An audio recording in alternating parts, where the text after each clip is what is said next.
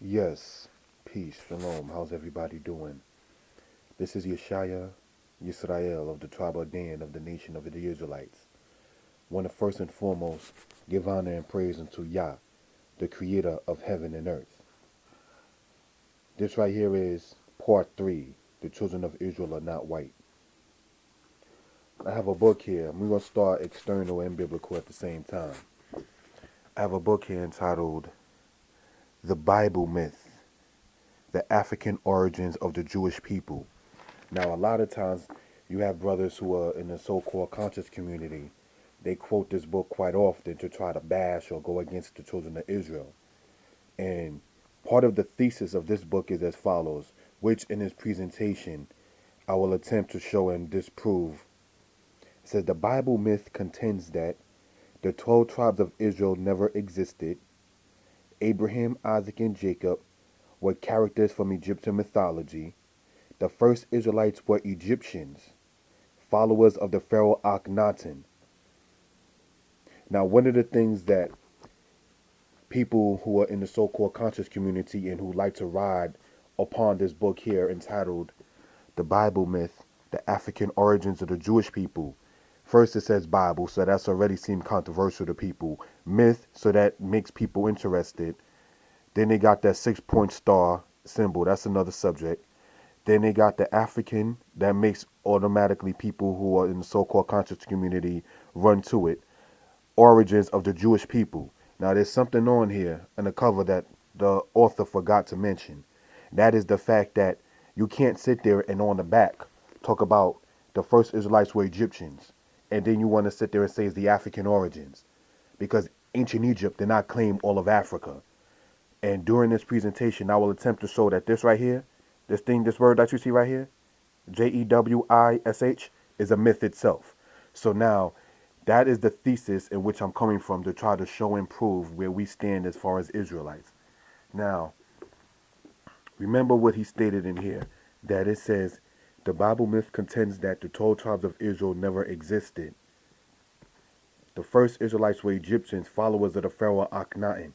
Those two parts right there are very important to remember, because we're going to go over a little bit of the history to show emphatically that the Israelites were not followers of Akhenaten. And where they get that kind of understanding from is trying to sit there and insinuate that Akhenaten was the father of monotheism, which actually in college courses they would tell you that Akhenaten got what he got from his mother, Queen Tayi. So how can he been the father of monotheism if he actually got the concept from his mother? That's actually incorrect. You understand? So, furthermore, monotheism was known prior to Akhenaten. Monotheism basically is saying one has a belief in one God. The difference between what Akhenaten was about and what the children of Israel was about is what they considered to be God in the first place. Akhenaten worshiped what they referred to as the faceless God. Now, what he exactly did was take all the Egyptian gods and temples and burnt them up and had them smashed, and he set up his own thing. And you see Akhenaten in pictures. I'm not getting into that right now, but you will see Akhenaten in pictures paying libations off to the sun. Aten is the Egyptian word in reference to the physical sun. Now, in the book of Deuteronomy, in the Torah, we can go to Deuteronomy chapter 17, verse 2. Deuteronomy 17, verse 2. And it says this: If there be found among you in any of your cities which the Lord thy God giveth thee, a man or a woman who commits, which is evil in the sights of the Lord your God, to violate his covenant, and he will go and serve other gods, and prostrate himself to them, or to the sun, or to the moon, or to any of the hosts of heaven, which I have not commanded. So that right there just goes to show that even if you want to say you're monotheistic in the Hebrew culture, saying you only worship the sun or pay libations to the sun, that right there is still against the Israelite culture. So no, brothers and sisters, this gentleman right here, Gary Greenberg, is emphatically incorrect by trying to insinuate that the Israelites were followers of Akhenaten.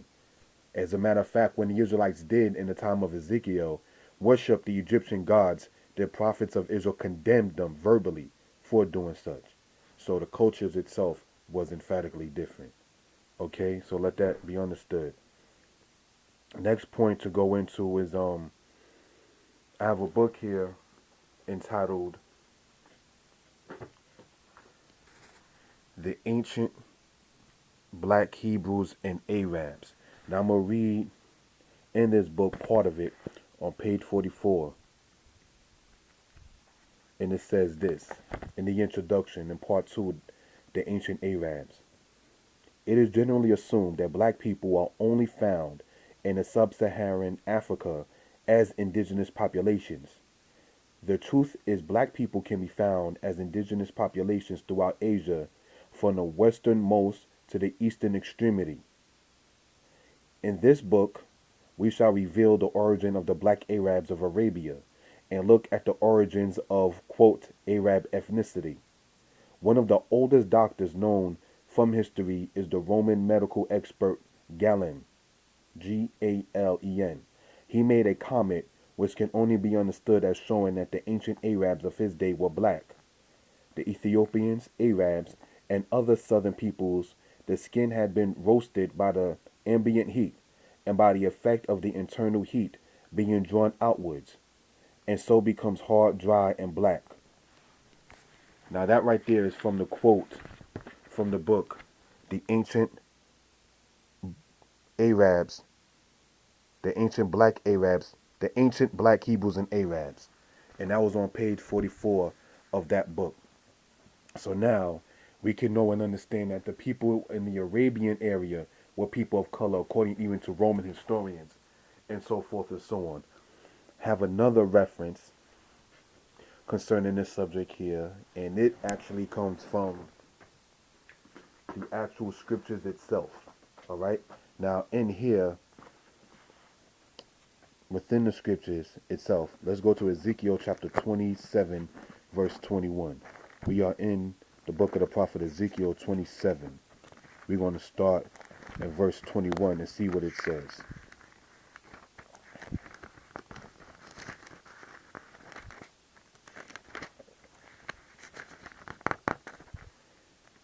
Ezekiel chapter 27, we are in verse 21. And it speaks about Israel in relation to the other nations with Tyre. It says this: Dedan was thy merchant in precious clothes for chariots, Arabia, and all the princes of Kedar. They occupied with thee and lambs and rams and goats, and these were thy merchants. So this right here just goes to show in the history that the people of Arabia had contact with the people of Tyre as well as the people of the children of Israel in history. That was the point in going over that. So if the Romans themselves are recorded in history as saying that the Arabs were swarthy or very dark in color, or black as we may say today, and we reading about something that happened prior to the time of the Romans with the same Arabian people, obviously the people Ezekiel also was speaking about were people of color. Okay? Now, let's go into another aspect concerning this. The fact is that the children of Israel is mentioned over 2,000 times in the scriptures. And they were, as will be shown, a people of color.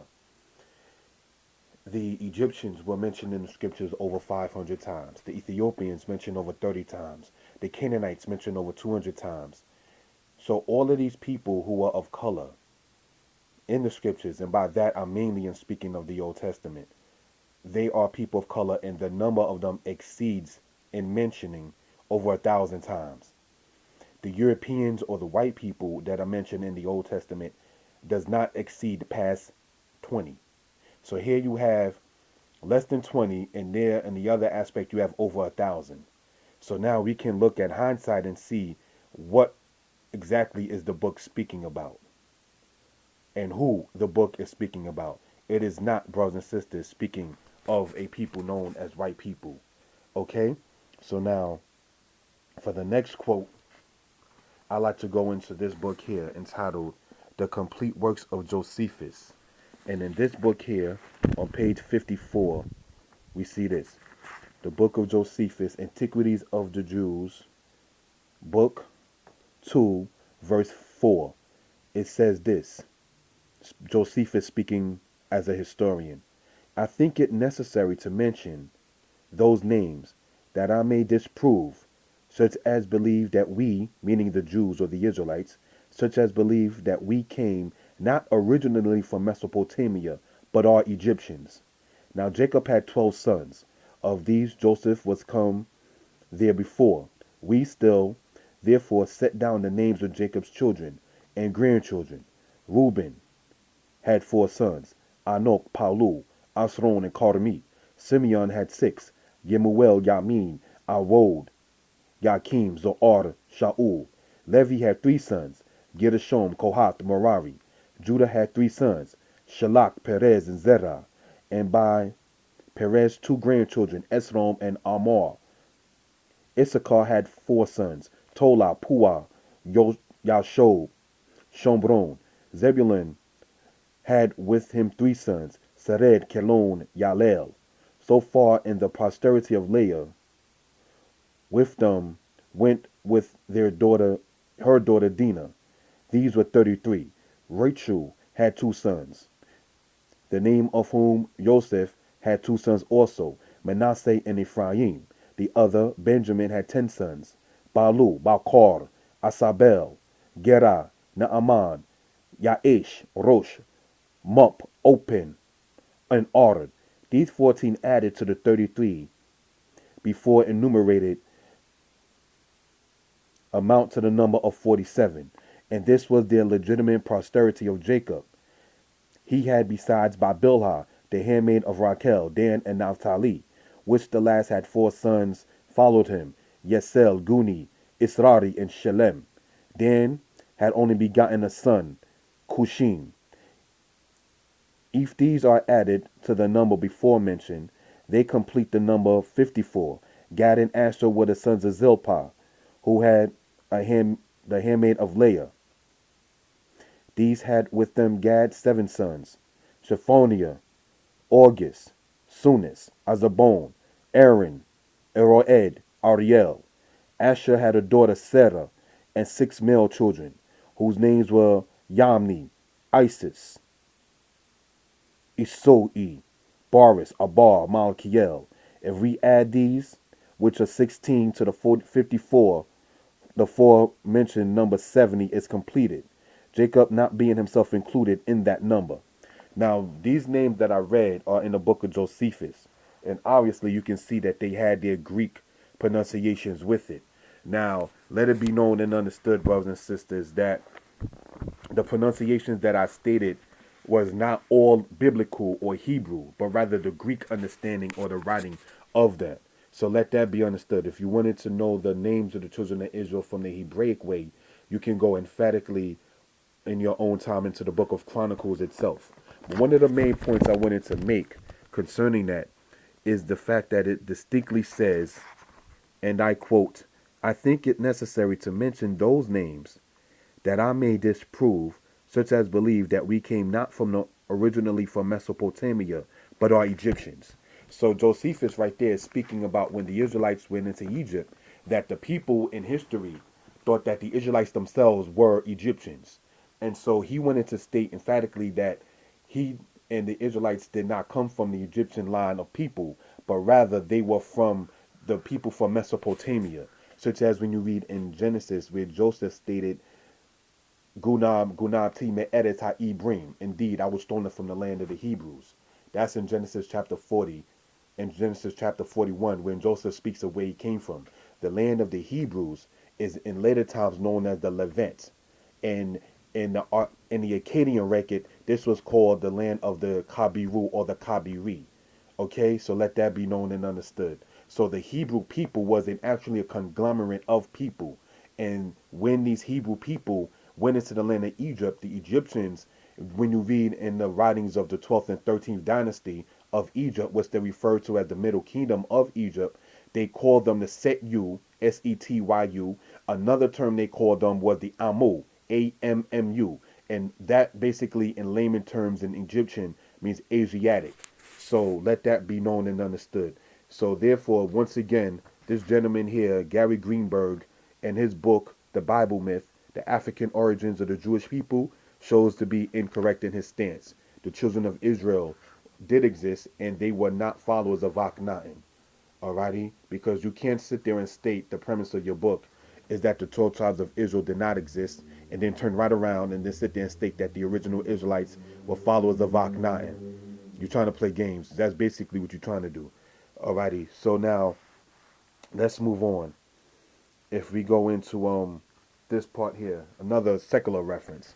Remember the book of Josephus spoke about how the Israelites were thought of as to be Egyptians. Same was done in the book of Genesis chapter 50. Same was done with the prophet Moses with the daughters of Jethro. I want to sit there and show a picture of this here. This here is a picture of an Egyptian in the ancient world. And as we see here, this man pictured here is what you would call, in layman terms, black or ebony hue. And this is an image of what the Israelites in history were thought of to be by the people who were historians themselves. Okay? So let that be understood, because when they saw the Israelites, they sit there and felt that they were actually from those people. Now, a lot of the times people try to state that Moses was mistaken in Exodus chapter 2 as an Egyptian because of the clothes that he wore. That also shows it to be emphatically incorrect, because I can sit there and wear a European suit. I could wear a Tommy Hilfiger or a Calvin Klein or what have you, suit and tie, but everybody knows good and well that the person that's doing this presentation, the brother Yeshaya, is not a European. I am not an American, regardless of the fact that my pictures even show me with a suit and tie on. That's not who you are, regardless. All right, so getting back into the same point and premise here. I have a book written actually by one of my teachers, a man who I have a lot of respect for. His name is Kohen Mikael. And in his book here entitled Israelites and Jews, The Significant Difference, we're going to get into some history now. We read this. The historian Philo, who lived from 40 BC to 40 AD, who lived in Alexandria in Egypt, stated that 1 million Hebrews resided in Libya and Egypt from the Catabasmos to the border of Ethiopia. The teacher also quotes this here. E. Shona, in his book, Lost Tribes of Myth, says the following. There was a period of over 600 years between Zephaniah and Philo, and considering the new wave of immigrants coming into Africa, they had 600 years to penetrate toward all the borders of Ethiopia. Hebrewism was detected by its inscriptions from the Egyptian border westward across North Africa to Mauritania. The Greek historian and geographer Strabo wrote concerning the Hebrews of Cyrene in Libya. Now these Hebrews already have gotten into all cities, and it is hard to find a place in the habitable earth that have not emitted this tribe of men, and is not possessed by it. And it has come to pass that Egypt and Cyrene, Libya, that is, as having the same governors, and a great many of the nations initiate their way of living. Now, one of the things to point out that the author here, Kohen Mikael, is presenting in his book, Israelites and Jews, The Significant Difference, and this here is actually the quote from the page itself, page 15. He is speaking about saying that the historian Philo, who lived from the 1st century BC into the 1st century AD, stated that you had 1 million Hebrews that lived in Libya and Egypt from the Catabasmos to the border of Ethiopia. So the area in which we're talking about is what you will call today Egypt, Libya, Sudan, and Ethiopia. And all those places there are people where places in northern Africa and in East Africa are people of color. Okay? And that's where the children of Israel eventually migrated to. A biblical reference for that is easily found in the book of Isaiah, chapter 11, verse 11 through 12, where it actually mentions places like Egypt, Patros, Ethiopia, and so forth and so on, speaking about where Israel and Judah scattered and was outcast too. Now, when we go, brothers and sisters, that's Isaiah 11 for those who missed the quote. The same book here, Israelites and Jews, The Significant Difference. On page 82, my teacher stated the following here, and it says this. When the Greeks and Romans invaded the East, the Edomites migrated into Europe and assimilated with other cultures, carrying the acquired Israelite traits with them. Hebrew language is not of European origin. Wanted to state that emphatically because one of the things to point out is the history of what happened with the children of Esau or the Edomites. My teacher stated in his book here, when the Greeks and Romans invaded the East, the Edomites migrated into Europe and assimilated with other cultures, carrying the acquired Israelite traits with them. So now, when the Greeks came to power after the time of Alexander, we're talking now in the 4th and into the 3rd century BCE. And when that situation happened, the Edomites were still preparing their way to go into the land of Europe. Now, by the time the emperors of Rome came along, such as Julius Caesar, he was friends with Herod and his father Herod, the son of Antipater. And this particular alliance that Julius Caesar had with Herod, and Herod was an Edomite, allowed the Edomites to have gained way into the land of Europe itself. So sometimes you have Israelites who teach that the Edomites are all Europeans or all white people, but that's emphatically incorrect. The Edomites joined on with the Europeans in trying to go against the children of Israel. Now, when the Israelites fell in history, the Edomites acquiring the Israelites' substances, like the book of Obadiah speaks about, neither should you have put your hand on Jacob's substance. They took the things that the Israelites had and went further off into Europe with it. When they went further off into Europe, we're going to discuss in a minute what happened then. Continuing on in the book that my teacher presented, Israelites and Jews, A Significant Difference, written by Kohen Mikael, a man who actually taught me Hebrew, because a lot of times people online say, Yeshaya, how you learned Hebrew? Kohen Mikael was my Hebrew teacher. Okay, so now we're going to continue on in this here. I have a book here entitled The Apocrypha. And here is it right here, The Apocrypha. Now I'm going to read part of it, and in this one I give a lot of respect to the brothers who are messianic in this case, such as those who come from ISUPK, Israelite School of Universal Practical Knowledge, because I get a lot of my knowledge and my quotes about the Apocrypha from those brothers. And in the book of First Maccabees, chapter 3, verse 48, we read about when the Greeks came into the land of Israel. And here is some of the things that it stated that the Greeks did. It says this, and they laid open the book of the law, wherein the heathen had sought to paint the likeness of their images. They brought also the priest's garments and the first fruits in the tithes, and the Nazarites they stirred up, who had accomplished their days. So one of the things to point out, First Maccabees chapter 3 emphatically is speaking about saying, they laid open the book of the law, wherein the heathen had sought to paint the likeness of their images. So they tried to sit there, the Greeks that is, under this now being the Ptolemies and the Seleucids, so forth and so on, who tried to sit there and have the Israelite records and paint the Greek images within the Israelite records.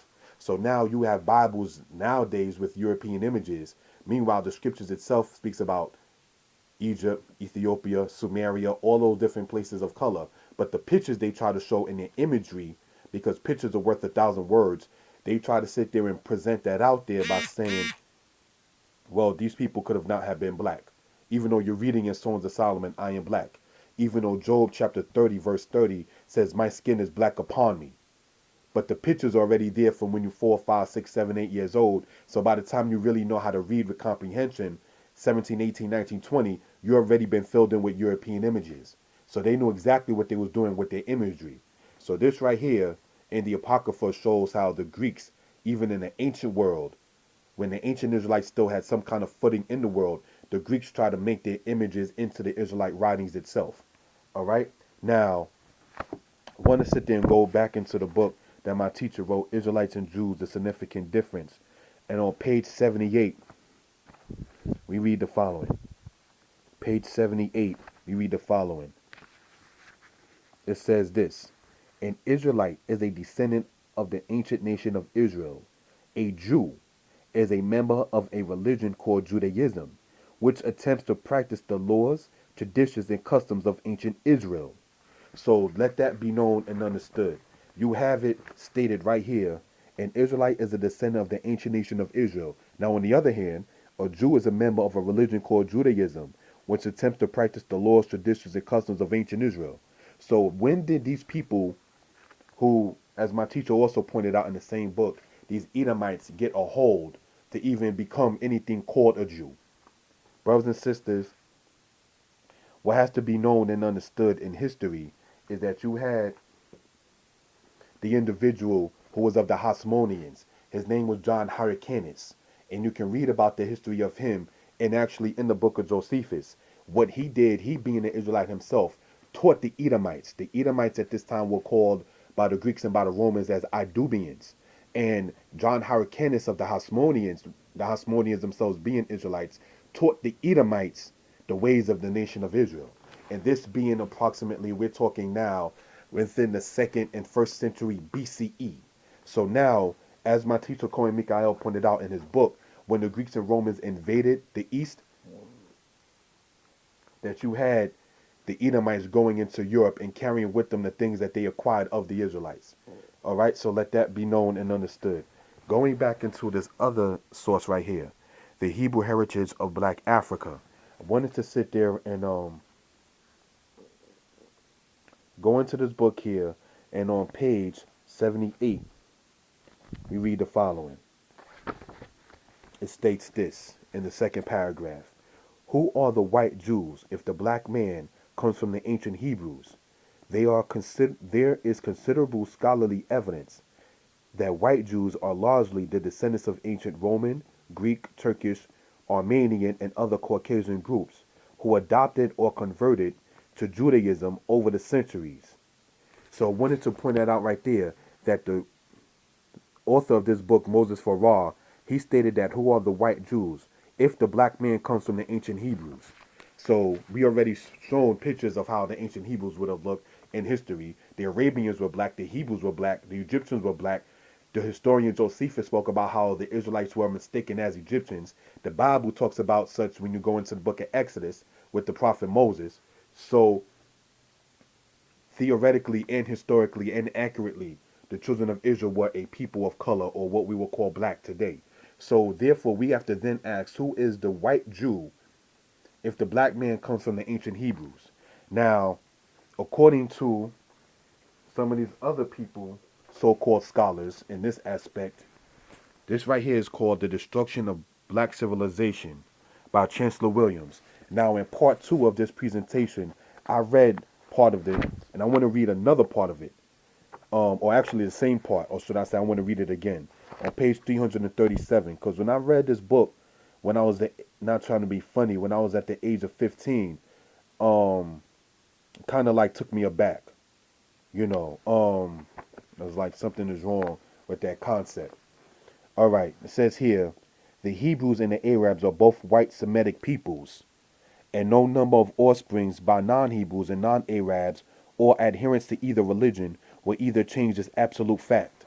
See, what these people, such as this character, Chancellor Williams, attempts to do is try to discredit the fact that the ancient Hebrews and the ancient Arabs were black. We already went over that in part 2. But here's the punchline right here, read once again. But the white Jews, parentheses, Hebrews, and white Arabs remain exactly what they always were, white. Are you serious? You can't be serious by saying that these people were white. And so that's why I like to quote the other book that I mentioned, and that book being the ancient black Hebrews and Arabs, because you have a lot of people in the so-called conscious community who try to sit there and state emphatically that the people who were black were only from the land of Egypt, North Egypt, all the way to South Africa, and then going all the way west to Gambia and Sudan, and as if everybody else in the world was white. That is it, or non-black, should I say. That's emphatically incorrect, and as I pointed out earlier in this presentation. All right, so as stated, this gentleman here, Chancellor Williams, is emphatically incorrect. So what I will then now like to get into, brothers and sisters, is the fact of saying that in the so-called conscious community, they attempt to bash the house of Israel. And so therefore we have to then ask, who funds this? Who actually goes and supports this idea? It is emphatically these same Edomites that went into Europe in the ancient world, portraying themselves as to be the Jews or as to be the ancient house of Israel. All right? That's who funds that. Because then they had to sit there and give an explanation on what happened to the true house of Israel.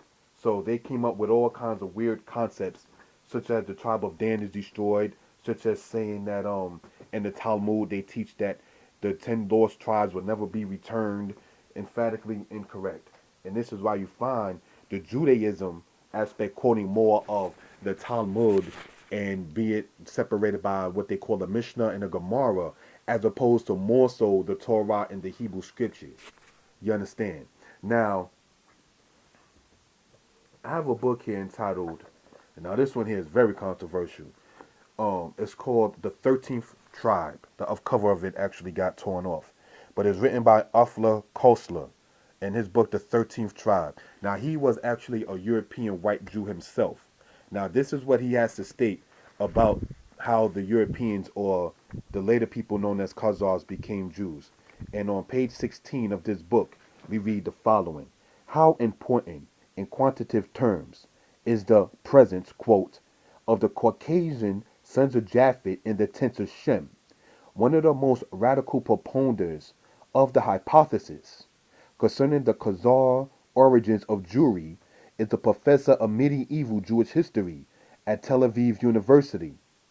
In his book, Khazaria was published in 1944 in Tel Aviv, and a second edition in 1951.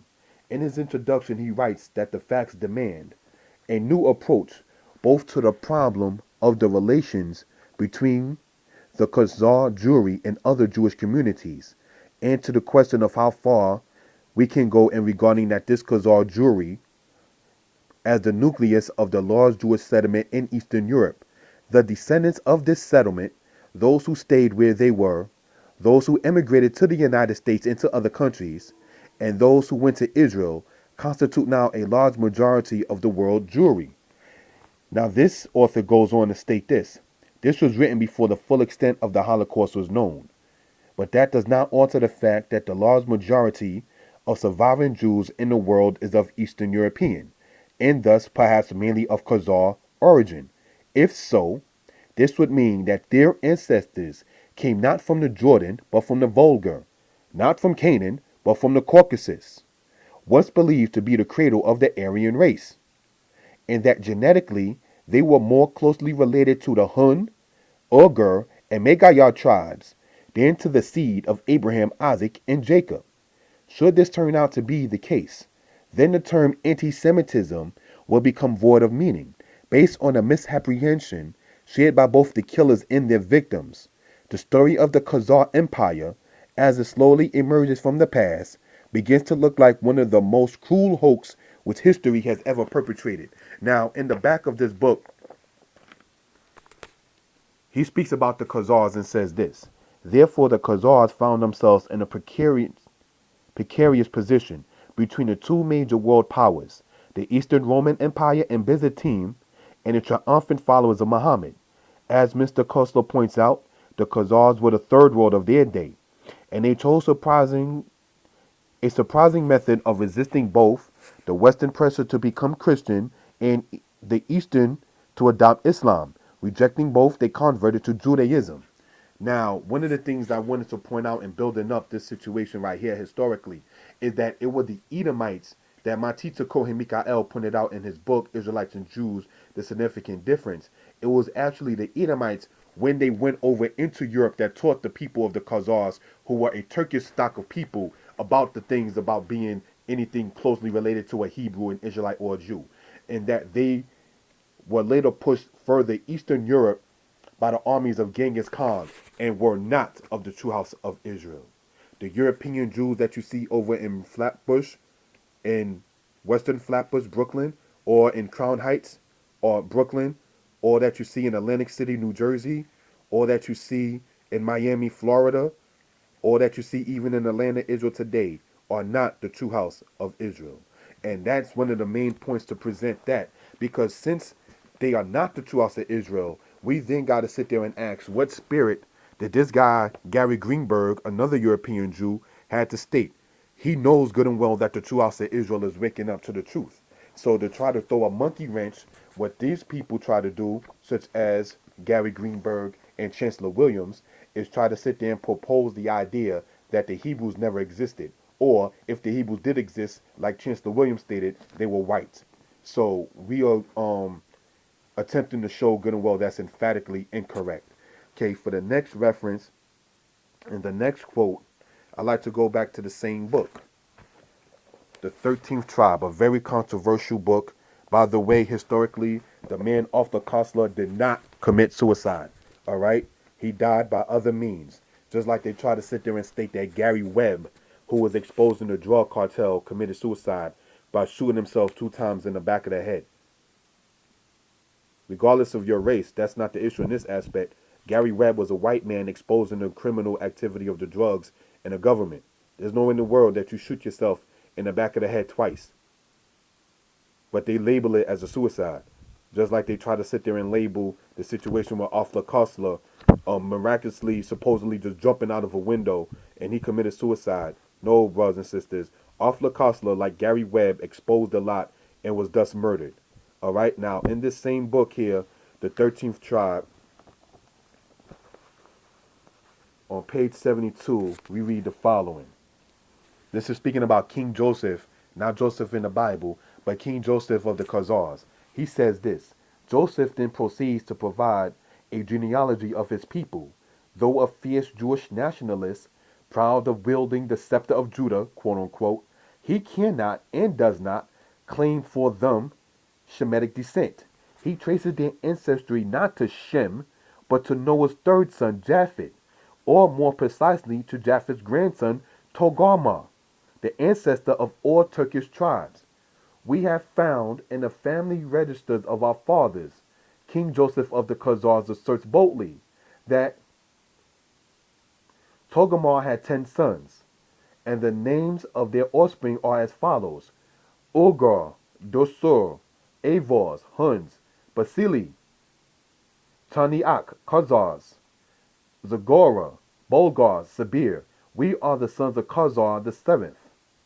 The identity of some of these tribes, with names spelt in the Hebrew script, is rather dubious, but that hardly matters. The characteristic feature of this genealogical exercise is the amalgamation of the genesis of Turkish tribal tradition.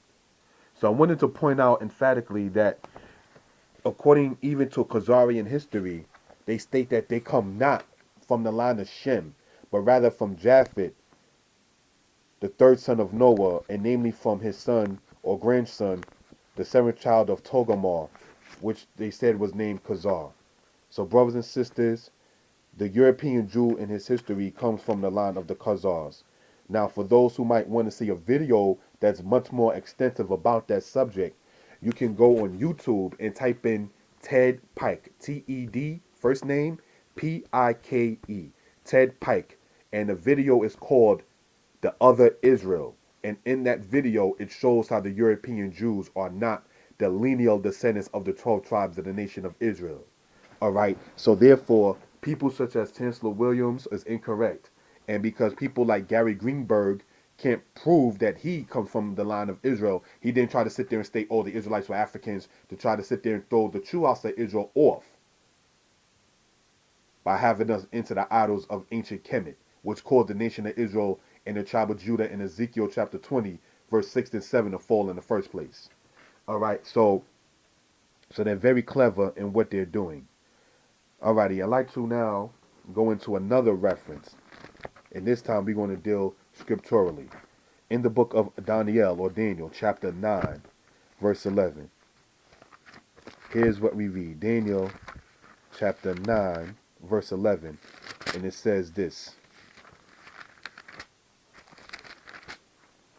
Yea, all Israel have transgressed your law, even by departing, that they might not obey your voice. Therefore the curse is poured upon us, and the oath that is written in the law of Moses, the servant of God, because we have sinned against him. So what this right here is saying is that all Israel have transgressed your law, by departing that they might not obey your voice. The curse, therefore, that is written in the oath of the law of Moses, the man of God, is poured upon the house of Israel. So let's understand some of these curses that the prophet Moses spoke about. Let's go, if you will, into Deuteronomy, the 28th chapter. Deuteronomy, the 28th chapter, we're going to start in verse 43. The stranger that is within thee shall mount above thee very high, and thou shalt come down very low. He shall lend to thee, and thou shalt not lend to him. He shall be the head, and thou shalt be the tail. It says concerning the nation of Israel in these curses. Moreover, all these curses shall come upon thee, and shall pursue thee and overtake thee, till thou be destroyed, because you did not hearken unto the voice of the Lord thy God, to keep his commandments and the statutes which he commanded thee. So that right there just goes to show you that the curse that Deuteronomy 28 by the prophet Moses is talking about is what Daniel in Daniel chapter 9 is also speaking about. So Deuteronomy 28, which is known commonly by many Israelites as the blessing and the curses and the curse that came upon us, Daniel in the 5th and 6th century BCE was talking about those curses were already coming upon them from then. Now we can sit there and put it even in our day and time. It distinctly says, he shall lend to thee, and thou shalt not lend to him. He shall be the head, and thou shalt be the tail. Now, here's a question that we have to ask. If the so-called European Jew, and the Bible is trusted by many, is the people of the Bible, how do we explain the Israelite prophet Daniel saying that the curses came upon the house of Israel and still say that the European Jew is the nation of Israel? I have a book here entitled The International Jew, Another Controversial One, by Henry Ford. And on page 16, speaking of the European Jews, we read this. And this is why I asked the question. Because remember, it distinctly says concerning the curses that will come upon Israel, you shall be the tail and not the head. The stranger shall lend to you. You shall not lend to him. Let's see who does the lending. To make a list of lines of businesses controlled by the Jews of the United States will be to touch most of the vital industries of the country, those which are really vital and those which cultivated habit have been made to seem vital. The theoretical business is exclusively Jewish. Play producing, booking, theater operation are all in the hands of Jews. The motion picture industry, the sugar industry, the tobacco industry, 50% or more of the meat packing industry, which also includes pork because they feel they don't touch it, they still are right, but they still deal with it. The motion picture industry, the sugar industry, the tobacco industry, 50% or more of the meat packing industry, over 60% of the shoemaking industry, most of the musical purveying done in the country, jewelry, grain, cotton, oil, steel, magazine authorship, news distribution, pay attention, news distribution, the liquor business, the loan business. These, to name only the industries with national and international sweep, are in control of the Jews of the United States, either alone or in association with Jews overseas. So, one of the things to point out here, it distinctly says that the Jewish people in the United States, them and the Jewish people across the United States and beyond the United States, they operate the loan business. Nobody loans to the Jewish man. So when the state of Israel gets X amounts of billions, that's Jewish people in the United States giving to other Jewish people. So what's going on, brothers and sisters? The children of Israel, our people, we are the ones who go for loans. When you go into college, and I teach in a college, but when you go into college, brothers and sisters, and you go to the bursars or the office there, and you go to speak to the financial aid department, 9 times out of 10, it's a Jewish person that approves that. They are the ones who give the loans and the grants and so forth and so on. The curses that Daniel chapter 9 speaks about, and speaking about the prophet Moses in Deuteronomy chapter 28 distinctly says, he shall lend to you, you should not lend to him. Therefore, by the position of authority that the Jewish man has, he is not the cursed house of Israel. So ethnically, color-wise, racial-wise, economical and social-wise, the European Jew is not the children of Israel.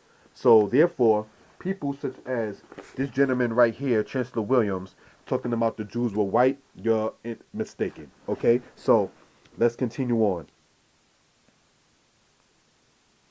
Brothers and sisters, what I'm attempting to explain, I hope is not offensive, disrespectful, or intended in that nature. It is meant with love, compassion, and for the sake of a word, grace. So I say shalom, concludes part 3.